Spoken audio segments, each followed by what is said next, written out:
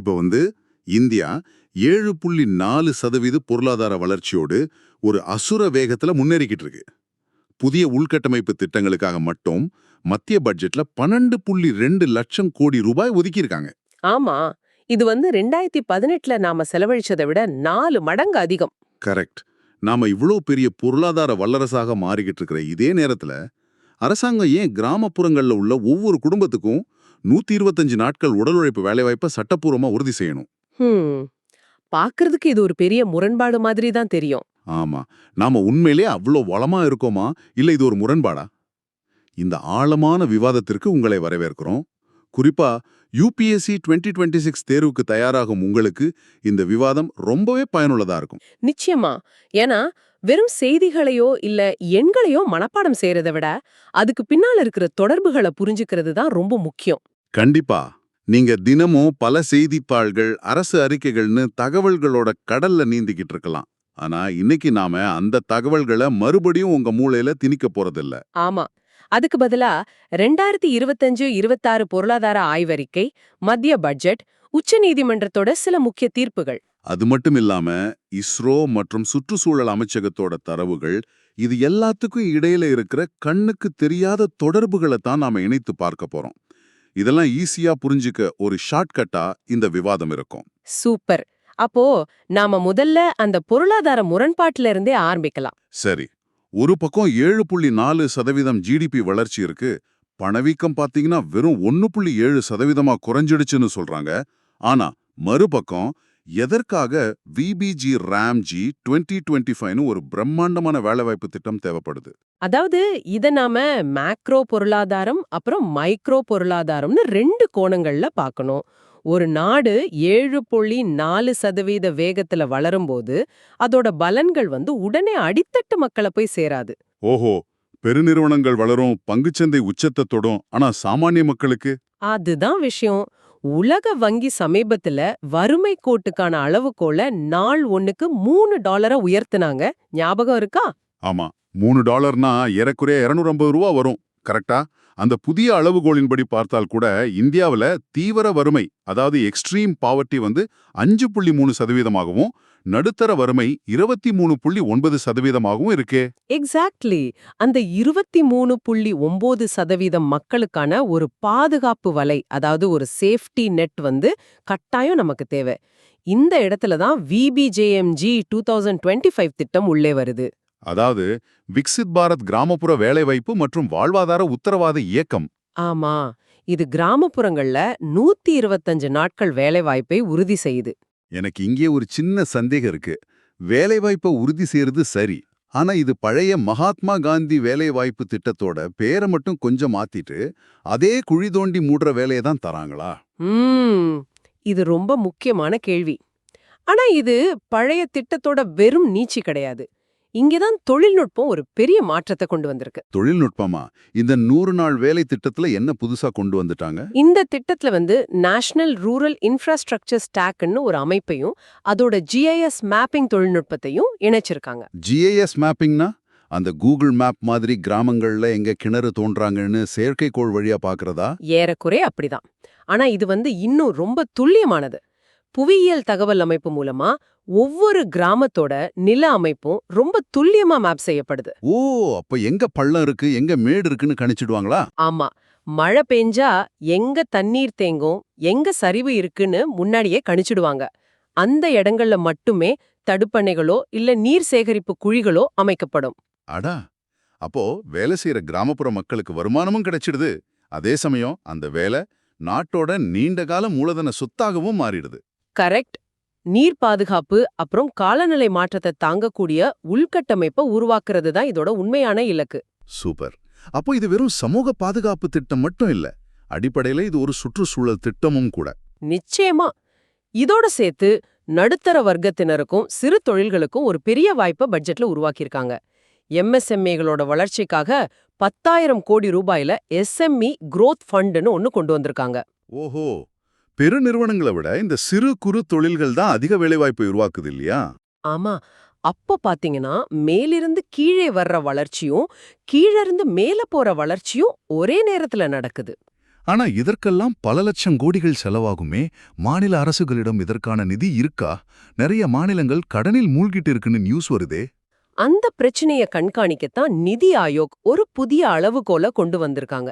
அதோட பேரு FHI 2026, அதாவது Fiscal Health Index. Fiscal health index, நிதி சுகாதார குறியீடு. இது எப்படி வேலை செய்யுது? இப்போ உலகளாவிய பொது கடன் வந்து $102 trillion உயர்ந்திருக்கு. இந்த நேரத்துல இந்தியா ரொம்ப கவனமா இருக்கணும். இந்த FHI குறியீடு வந்து மாநிலங்கள் வாங்குற கடனை எப்படி செலவழிக்கிறாங்கன்னு மதிப்பிடும். அதாவது தரமான உள்கட்டமைப்புக்கு செலவு செய்றாங்களா இல்ல வெறும் இலவசங்களுக்கு மட்டும் பணத்தை இறைக்கிறாங்களான்னு பாக்குமா? எக்ஸாக்ட்லி. மாநில அரசுகளோட நிதி ஒழுக்கத்தை கண்காணிக்கிற ஒரு சிஸ்டம் இது. சரி, ஒரு பக்கம் பொருளாதார வளர்ச்சி, இன்னொரு பக்கம் இந்த மாதிரி பெரிய திட்டங்கள். ஆனா இதையெல்லாம் செயல்படுத்த அரசாங்கத்துக்கு மிகப்பெரிய அதிகாரம் தேவைப்படுது. உண்மைதான், பல லட்சம் கோடிகள் புழங்குது. இவ்வளவு அதிகாரமும் பணமும் அரசாங்க கிட்ட குவியும் போது அது சில நேரங்கள்ல தன் எல்லையை மீற வாய்ப்பு இருக்கு இல்லையா? சாமானிய மனிதனோட உரிமைகள் பாதிக்கப்படாம இருக்க என்ன உத்தரவாதம்? ரொம்ப சரியான புள்ளிக்கு வந்துட்டீங்க. ஒரு அரசாங்கம் எவ்வளவுதான் நல்ல திட்டங்களை கொண்டு வந்தாலும் அந்த நாட்டுல அதிகார பகிர்வும் சட்டத்தின் ஆட்சியும் சரியா இருக்கணும். இங்கதான் நீதித்துறை உள்ளே வருதுன்னு நினைக்கிறேன். ஆமா, உச்சநீதிமன்றம் தன்னோட சமீபத்திய தீர்ப்புகள் மூலமா சில கடுமையான எல்லைக்கோடுகளை வரைஞ்சிருக்கு. கரெக்ட். நான் கூட சமீபத்துல படிச்சேன். Vihaan Kumar versus state of Haryana வழக்குல உச்சநீதிமன்றம் ஒரு மிக முக்கியமான தீர்ப்பு வழங்கியிருக்கு. ஆமா, அரசியலமைப்பு சட்டம் பிரிவு 22 சப்செக்ஷன் 1 நீதிமன்றம் ரொம்ப தெளிவா வழக்கியிருக்காங்க. ஒருவரை காவல்துறை கைது செய்யும்போது அதற்கான காரணங்களை எழுத்துப்பூர்வமாகவோ அல்லது ரொம்ப தெளிவாகவோ உடனடியா தெரிவிக்கணும். அப்படி தெரிவிக்கலனா என்ன ஆகும்? அப்படி சொல்லலன்னா அந்த கைதி முழுவதுமா சட்டவிரோதமானதுன்னு நீதிமன்றம் அதிரடியா சொல்லியிருக்காங்க. ஆனா இப்போ போலீஸ் கைது செஞ்ச பிறகு அவரை நீதிமன்றத்துல ஆஜர்படுத்தி நீதிபதி அவரை நீதிமன்ற காவல்ல, அதாவது ரிமாண்ட்ல வைக்க உத்தரவு போட்டா என்ன ஆகும்? அந்த முதல் தவறு சரியாகிடுமா? அதுதான் இந்த தீர்ப்போட சிறப்பம்சமே. ஆரம்பத்துல கைது செய்யும்போது காரணத்தை சொல்லலன்னா அது சட்டவிரோதம்தான். பின்னால நீதிபதி ரிமாண்ட் செய்ய உத்தரவு போட்டாலும் அந்த முதல் தவறை சரி செய்ய முடியாதுன்னு உச்சநீதிமன்றம் திட்டவட்டமா சொல்லிட்டாங்க. அட, இது தனிமனித சுதந்திரத்தை பாதுகாக்கிறதுல காவல்துறையோட பொறுப்பை ரொம்பவே அதிகமாக்கியிருக்கு. ஆமா, பிரிவு 21 வாழும் உரிமை மற்றும் தனிமனித சுதந்திரம், திருநங்கைகளுக்கும் வேலைவாய்ப்புல சம உரிமை இருக்குன்னு நீதிமன்றம் இந்த வழக்குல உறுதி செஞ்சிருக்காங்க. உண்மைதான். இந்த வழக்குல ஒருத்தர் தன்னோட பாலின அடையாளத்தை வெளிப்படுத்தியதால அவருக்கு ஆசிரியர் வேலை மறுக்கப்பட்டிருக்கு. இதுக்காக சம்பந்தப்பட்ட பள்ளியும் அரசாங்கமும் இணைந்து 50,000 ரூபாய் இழப்பீடு வழங்கணும்னு உத்தரவு வந்திருக்கு. அதாவது உங்களோட பாலின அடையாளம் உங்களோட திறமைக்கோ வேலைவாய்ப்புக்கோ ஒருபோதும் தடையா இருக்கக்கூடாதுன்னு சட்டம் சொல்லுது. ரொம்ப அருமையான விஷயம். ஆமா, ஆனா இப்ப எனக்கு ஒரு கேள்வி. தனிமனித உரிமைகளை பாதுகாப்பது நீதிமன்றத்தோட கடமை. ஆனா நாடாளுமன்றத்துல மக்களால் தேர்ந்தெடுக்கப்பட்ட அரசு ஒரு சட்டத்தை கொண்டு வந்தா அதுல நீதிமன்றம் தலையிட முடியுமா? இது ஒரு சுவாரஸ்யமான விவாதம். உதாரணத்துக்கு 2025ல கொண்டு வரப்பட்ட வக்ஃப் சட்ட திருத்தத்தை எடுத்துக்குவோம். இந்த சட்டத்தோட சில பிரிவுகளுக்கு உச்சநீதிமன்றம் இடைக்கால தடை விதிச்சிருக்கு. ஆமா, இது ரொம்ப விவாதிக்கப்பட்ட ஒரு விஷயம். ஆனா நாம எந்த அரசியல் சாயமும் இல்லாம வெறும் சட்ட கோணத்துல மட்டும் இதை அப்ரோச் பண்ணுவோம். சரி, இந்த வக்ஃப் சட்ட திருத்தத்துல இருக்கிற பிரிவு 3C மற்றும் 3R, இந்த 2 பிரிவுகளுக்கும் நீதிமன்றம் தடை விதிச்சிருக்கு. பிரிவு 3R என்ன சொல்லுதுன்னா, ஒருவர் வக்ஃப் சொத்தை உருவாக்கணும்னா அவர் குறைந்தது 5 ஆண்டுகள் இஸ்லாத்தை பின்பற்றி இருக்கணும்னு சொல்லுது. ஓகே, ஒரு நிபந்தனை வைக்கிறாங்க. ஆனா அந்த பிரிவு 3Cல என்ன இருக்கு? அதுக்கு ஏன் தடை விதிக்கணும்? அங்கதான் விஷயமே இருக்கு. பிரிவு 3C என்ன சொல்லுதுன்னா, ஒரு சொத்து வக்ஃப் சொத்தா இல்ல அரசாங்கத்துக்கு சொந்தமான நிலமான ஒரு தகராறு வரும்போது அத மாவட்ட ஆட்சியர் மாதிரியான அரசோட வருவாய்த்துறை அதிகாரிகளே விசாரிச்சு தீர்ப்பளிக்கலாம்னு சொல்லுது. இதத்தான் உச்ச நீதிமன்றம் தடுத்து நிறுத்தியிருக்காங்களா? ஆமா, எனக்கு இப்ப புரியுது. ஒரு சொத்து யாருக்கு சொந்தம்னு பிரச்சனை வரும்போது ஒரு தரப்புல அரசாங்கமே இருக்கு. அப்படி இருக்கும்போது அரசாங்கத்துக்கு கீழே வேலை செய்யற ஒரு அதிகாரியே அந்த வழக்க விசாரிச்சு எப்படி சுதந்திரமா தீர்ப்பு சொல்ல முடியும்? எக்ஸாக்ட்லி. இத ஒரு நீதிபதியோ அல்லது நீதிமன்றமோ தானே விசாரிக்கணும். கண்டிப்பா.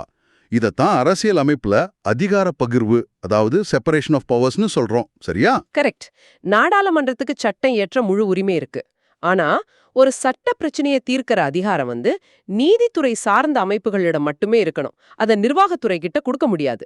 இது ஒரு அருமையான தர்க்கம். இதே விஷயத்த நம்ம சமீபத்திய மட்ராஸ் பார் அசோசியேஷன் வழக்குலயும் பார்க்க முடியுதே. ஆமா, தீர்ப்பாயங்கள் அதாவது ட்ரிபியூனல்ஸ் அமைக்கிற விவகாரத்துல அதோட உறுப்பினர்களை நியமிக்கும் குழுவுல அரசாங்க அதிகாரிகளோட ஆதிக்கம் அதிகமா இருக்கக்கூடாதுன்னு நீதிமன்றம் ரொம்ப ஸ்ட்ரிக்ட்டா சொல்லிட்டாங்க. நீதித்துறையோட சுதந்திரம் எந்த காரணத்துக்காகவும் நீர்த்து போகக்கூடாது. இதுதான் ஜனநாயகத்தோட ஆரோக்கியம். கண்டிப்பா. சரி, பூமியில நடக்கிற இந்த சட்ட போராட்டங்கள் எல்லாம் ஒரு பக்கம் இருக்கட்டும். நாம கொஞ்சம் எல்லையை தாண்டி, அதாவது வளிமண்டலத்தை தாண்டி ஸ்பேஸ்க்கு போவோம். ஓ, ஸ்பேஸ் செக்டாரா? ஆமா, 2025-26 ஆண்டுகள்ல இந்தியாவோட விண்வெளி மற்றும் பாதுகாப்பு துறைகளோட வளர்ச்சி உண்மையிலேயே மைசில் இருக்க வைக்குது. குறிப்பா ஸ்பேடெக்ஸ் திட்ட வெற்றி. நிச்சயமா. 2025ல இஸ்ரோ நிகழ்த்திய ஒரு மாபெரும் சாதனை இந்த ஸ்பேடெக்ஸ். அதாவது விண்வெளியில 2 செயற்கைக்கோள்களை ரொம்ப துல்லியமா இணைக்கிற டாக்கிங் தொழில்நுட்பத்தை இந்தியா வெற்றிகரமா செஞ்சிருக்காங்க. அமெரிக்கா, ரஷ்யா, சீனாவுக்கு அப்புறம் இந்த சாதனையை செஞ்ச உலகின் 4வது நாடா இந்தியா மாறி இருக்கு. ஆமா. இந்த டாக்கிங் தொழில்நுட்பம் எவ்வளோ கஷ்டம்னு நான் ஒரு சின்ன உதாரணம் மூலமா சொல்றேன். ஒரு பரபரப்பான ரோட்ல 2 கார்களை இடிக்காம பேரலல் பார்க்கிங் செய்யறதே நமக்கு பெரிய டாஸ்க். ஆமா, உண்மைதான். ஆனா விண்வெளியில எந்த காற்று தடையும் இல்லாத வெற்றிடத்துல ஒரு துப்பாக்கி குண்டை விட பல மடங்கு வேகத்துல, அதாவது மணிக்கு 28,000 கிலோமீட்டர் வேகத்துல போற 2 செயற்கைக்கோள்களை ஒன்னோடு ஒன்னு இடிக்காம இணைக்கிறது சாதாரண விஷயமா? 1 மில்லிமீட்டர் பிசகினா கூட 2 சுக்குநூறா உடைஞ்சிடும்ல. ரொம்ப சரியான ஒப்பீடு. அந்த 28,000 கிலோமீட்டர் வேகத்துல ரேடார்கள் அப்புறம் லேசர்களை பயன்படுத்தி செயற்கைக்கோள்ல உள்ள சிறு சிறு இன்ஜின்களை இயக்கி இந்த இணைப்பை நிகழ்த்தியிருக்காங்க. இது வந்து தொழில்நுட்பத்தோட உச்சக்கட்டம். அதான் எனக்கு ஒரு கேள்வி. எதற்காக நாம் இதை செய்யணும்? ஸ்பேஸ்ல 2 சேட்டலைட்டை இணைக்கிறதால சாமானிய மனிதனுக்கு என்ன லாபம்? இதுக்கான விடை வந்து இந்தியாவோட எதிர்கால திட்டத்துல இருக்கு. 2028 முதல் 2035க்குள் பாரதிய அந்தரிக்ஷ ஸ்டேஷன்னு இந்தியாவோட சொந்த விண்வெளி நிலையத்தை அமைக்கிற திட்டம் இருக்கு. ஓ, ஸ்பேஸ் ஸ்டேஷன் கட்ட போறோமா? ஆமா, ஒரு ஸ்பேஸ் ஸ்டேஷன் வந்து ஒரு பஸ் சைஸ்க்கு இருக்கும். அதை ஒரே ராக்கெட்ல கொண்டு போக முடியாது. கொஞ்சம் கொஞ்சமா பூமியில இருந்து அனுப்பி விண்வெளியில வச்சு அதை ஒண்ணா இணைக்கணும். ஓஹோ. அது மட்டும் இல்லாம அங்கே தங்கியிருக்கிற விண்வெளி வீரர்களுக்கு உணவு, எரிபொருள் இதெல்லாம் சப்ளை பண்ணணும். இந்த வேலைகளுக்கெல்லாம் அடிப்படையே இந்த ஸ்பேடெக்ஸ் தொழில்நுட்பம் தான். அப்போ இது எதிர்கால விண்வெளி நிலையத்துக்கான அஸ்திவாரம். அது மட்டும் இல்லாம LVM-3 M6 ப்ளூபர்ட் 2 திட்டம் மூலமா இந்திய மண்ணிலிருந்து மிக கனமான செயற்கைக்கோள் ஏவப்பட்டதும் ஒரு பெரிய மைல்கல். ஆமா, அப்புறம் நாசா மற்றும் இஸ்ரோ இணைந்து உருவாக்குன நிசார் செயற்கைக்கோளும் முழுமையா செயல்பட தொடங்கிடுச்சு. பாதுகாப்பு துறையிலையும் நம்ம சளைக்கல. DRDOட சாதனைகளும் வியக்க வைக்குதே. கண்டிப்பா. DRDO சமீபத்துல ஹைப்பர்சானிக் ஏவுகணைக்கான ஸ்கிராம்ஜெட் என்ஜின் சோதனையை வெற்றிகரமா முடிச்சிருக்காங்க. இதுல கவனிக்க வேண்டியது என்னன்னா, இது மார்ச் 5க்கும் அதிகமான வேகத்துல இயங்கியிருக்கு. மேட்ச் 5ஆ? ஒளியோட வேகத்தை விட 5 மடங்கு வேகம், சரியா? சரியா சொன்னீங்க. ஒளியை விட 5 மடங்கு வேகத்துல 12 நிமிடங்களுக்கு மேல ஒரு இன்ஜினை வெற்றிகரமா இயக்குறது ராணுவ தொழில்நுட்பத்துல ஒரு பெரிய சாதனை. எதிரிகளோட ரேடார்களால இது அவ்வளோ ஈஸியா கண்டுபிடிக்க முடியாது. அடங்கப்பா.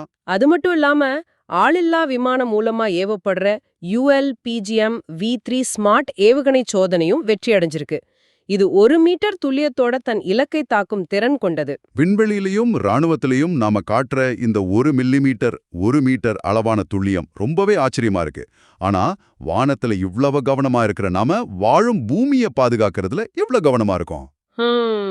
இது நம்மள அடுத்த பகுதிக்கு கொண்டு போகுது. சுற்றுச்சூழல் மற்றும் உலகளாவிய குறியீடுகள். ஆமா, இந்தியாவோட சுற்றுச்சூழல் தரவுகள் என்ன சொல்லுது? சமீபத்திய தரவுகளின்படி பாத்தீங்கன்னா, இந்தியால ராம்சார் சதுப்பு நிலங்களோட எண்ணிக்கை 99ஆக உயர்ந்திருக்கு. ஆசியாவிலேயே இந்தியால தான் அதிக ராம்சார் தலங்கள் இருக்கு. ஓ, 99 ராம்சார் சைட்ஸ். ஏப்ரல் 2026ல இணைக்கப்பட்ட உத்தரப்பிரதேசத்தோட ஷேகா ஜீல் பறவைகள் சரணாலயம் தான் இந்த 99வது தலம்னு படிச்சேன். ஆமாம். கொஞ்சம் பொறுங்க, 99 தலங்கள்னு கேட்கறதுக்கு பெருமையா இருக்கு.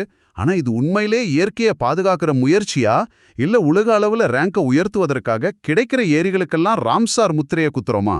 உங்க சந்தேகம் நியாயமானதுதான். ஒரு பக்கம் ஏரிகள் எல்லாம் ரியல் எஸ்டேட்டா மாறிக்கிட்டு இருக்கு. ஆனா அந்த 99வது தலமா அறிவிக்கப்பட்ட ஷேகா ஜீல் சரணாலயத்தோட பின்னணிய பார்த்தா உங்களுக்கே புரியும். அப்படி என்ன ஸ்பெஷல் அதுல? இது வந்து இயற்கையா உருவான ஏரி கிடையாது. 1852ல பிரிட்டிஷ் காலத்துல கங்கை கால்வாய் வெட்டப்பட்டப்போ நிலத்தடி நீர் கசிந்து தற்செயலா உருவான ஒரு சதுப்பு நிலம் இது. ஒரு தவறுதலா உருவான ஏரியா. ஆமா. ஆனா இன்னைக்கு அது எப்படி மாறி இருக்கு தெரியுமா? மத்திய ஆசியாவில இருந்து வலசை வர ஆயிரக்கணக்கான பறவைகளுக்கு இது ஒரு மிக முக்கியமான புகலிடமா மாறிடுச்சு. ஓஹோ. இது வெறும் முத்திர குத்திர வேலை கிடையாது. இந்த இடங்களை சர்வதேச தரத்துல பாதுகாப்பதற்கான ஒரு சட்டப்பூர்வமான அங்கீகாரம் தான் இது. இதோட குஜராத்தோட சாரிதன் அப்புறம் பாட்னா பறவைகள் சரணாலயம் ஆகியவையும் சமீபத்துல இணைஞ்சிருக்கு. அப்போ மனிதர்களால் உருவாக்கப்பட்ட ஒரு தவறு கூட காலப்போக்குல இயற்கைக்கு ஆதரவா மாற முடியும்னு சொல்றீங்க. அதே போல மேங்க்ரோவ் காடுகள் பத்தி ஒரு டேட்டா இருக்கு. ஆமா, மிஸ்டி திட்டத்தின் கீழ் 2025ல மட்டும் 4536 ஹெக்டேர் மேங்க்ரோவ் காடுகள் மீட்டமைக்கப்பட்டிருக்கு. மேங்க்ரோவ் காடுகள் கடலோர பகுதிகளை புயல் மற்றும் மண் அரிப்பிலிருந்து பாதுகாப்பும் ஒரு இயற்கை அரண். ஆனா இங்கதான் விவாதத்தோட ஆரம்பத்துல நாம பார்த்த இந்த முரண்பாடு மறுபடியும் வருது. ஒரு பக்கம் 7.4%ன்னு தொழிற்சாலைகளையும் பொருளாதாரத்தையும் வளர்த்துக்கிட்டே, மறுபக்கம் எப்படி இந்த 99 ராம்சார் தலங்களையும் காடுகளையும் பாதுகாக்க முடியும்? அதாவது பொருளாதார வளர்ச்சியும் சுற்றுச்சூழல் பாதுகாப்பும் எதிரெதிர் துருவங்கள் அப்படிங்கிற பழைய சிந்தனையிலிருந்து நாம மாறிட்டோம். அப்படியா? இப்போ இந்தியாவோட பாலிசி வெறும் காப்பு, அதாவது கன்சர்வேஷன்ல இல்ல, பருவநிலை சார்ந்த வளர்ச்சின்னு ஒரு புதிய உத்திய கையில எடுத்திருக்காங்க. கொஞ்சம் விளக்கமா சொல்லுங்களேன். இப்போ நீங்க சோலார் பேனல்கள் தயாரிக்கிற ஒரு தொழிற்சாலையை உருவாக்குறீங்கன்னு வச்சுக்குவோம். அது பொருளாதார வளர்ச்சியையும் வேலை வாய்ப்பையும் கொடுக்குது. அதே சமயம் அது பசுமை ஆற்றலையும் உருவாக்குது. ஆமா, கரெக்ட். அதே போல கார்பன் வர்த்தகம் மூலமா காடுகளை பாதுகாப்பவர்களுக்கும் பண பலன்களும் கிடைக்குது. அதனால இயற்கையை அழித்து வளர்ச்சி காண்பது மாறி இயற்கையோடு இணைந்த வளர்ச்சி அப்படிங்கிற நிலைக்கு நாம வந்துட்டோம். அருமை. இதோட மனித வள குறியீடுகளிலும் நாம நல்ல முன்னேற்றம் கண்டுக்கோள் இல்லையா? கண்டிப்பா. 1990ல இருந்து ஒப்பிடும்போது இந்தியாவுல தாய்மார் இறப்பு விகிதம், அதாவது MMR 86% குறைஞ்சிருக்கு. உலகளாவிய அமைலி குறியீட்ல 115வது இடத்துலயும், உலகளாவிய புத்தாக்கு குறியீட்ல 38வது இடத்துலயும் நாம இருக்கோம். ரொம்ப சூப்பர். இன்னைக்கு நாம ரொம்ப பரவலான ஆனா ஒன்றோடொன்று தொடர்புடைய பல விஷயங்களை விவாதிச்சிருக்கோம். ஆமா. 7.4% பொருளாதார வளர்ச்சிக்கும் 125 நாட்கள் வேலைவாய்ப்பை உறுதி செய்யற திட்டத்தோட GIS தொழில்நுட்பத்துக்கும் உள்ள தொடர்பு, பல லட்சம் கோடிகள் முதலீடு செய்யப்படுறப்போ நிர்வாகத்தோட அதிகாரத்தை உச்ச நீதிமன்றம் எப்படி அதிகாரப் பகிர்வு மூலமா கட்டுப்படுத்துதுன்னு பார்த்தோம். ஆமா. அப்புறம் மணிக்கு 28,000 கிலோமீட்டர் வேகத்துல செயற்கைக்கோள்களை இணைக்கிற இஸ்ரோவோட அபாரமான ஸ்பேடெக்ஸ் சாதனை. அது மட்டும் இல்லாம பொருளாதார வளர்ச்சியோட சமரசம் செய்யாம 99 ராம்சார் தலங்களை பாதுகாக்கிற இந்தியாவோட புதிய பருவநிலை சார்ந்த வளர்ச்சி உக்தி.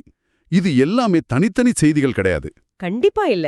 இது எல்லாமே 2026ஐ நோக்கிய இந்தியாவோட பாதையை தீர்மானிக்கிற முக்கிய தூண்கள். இதையெல்லாம் ஒன்னு சேர்த்து பார்க்கும்போதுதான் ஒரு முழுமையான சித்திரம் உங்களுக்கு கிடைக்கும். உண்மைதான். இந்த ஆழமான விவாதத்தை நிறைவு செய்யறதுக்கு முன்னாடி தொடக்கத்துல நாம பார்த்த அந்த முரண்பாட்டிற்கே மறுபடியும் வரேன். உங்களை சிந்திக்க தூண்டும் ஒரு கேள்வியை உங்க முன்னாடி வைக்கிறேன்.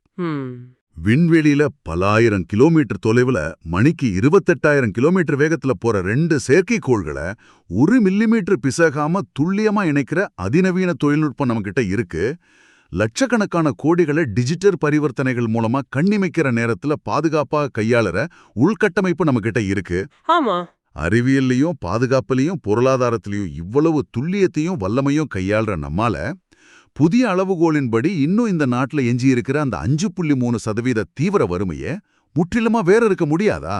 விண்வெளியில காட்டுற அந்த துல்லியத்தை வறுமை ஒழிப்பிலும் சாமானியனோட வாழ்வாதாரத்தை உயர்த்துவதிலும் நம்மால ஏன் இன்னும் முழுமையா சாதிக்க முடியல? இது ஒரு மிக முக்கியமான கேள்வி. இந்த கேள்விக்கான விடையை உங்களோட சிந்தனைக்கே விட்டுடுறோம். இந்த ஆழமான விவாதம் தரவுகளுக்கு பின்னால் உள்ள உண்மைகளை புரிஞ்சுக்க உங்களுக்கு உதவி இருக்கும்னு நம்புறோம். மீண்டும் ஒரு சுவாரஸ்யமான தலைப்போட சந்திப்போம். உங்களோட நேரத்திற்கும் தேடலுக்கும் மிகப்பெரிய நன்றி.